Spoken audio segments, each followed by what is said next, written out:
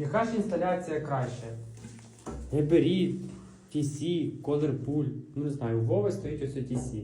Ну дивись, чесно я тобі скажу, часто те, що я бачу на об'єктах, це Гебері, Дельта, Сігма, TC-шки, Гроєвські. Ну, Гроєвські там ліміт по кнопках, тобто з них там 2 чи 3 варіанти. Не кнопок. цікаві, І да? да. Малий вибір. Да.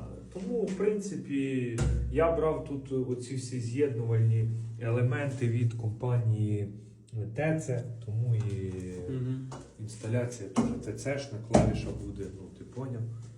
Клавіша, розеточки, тут все, вимикачі. Як флінт. Ну гайчак, чоловіче, ти що?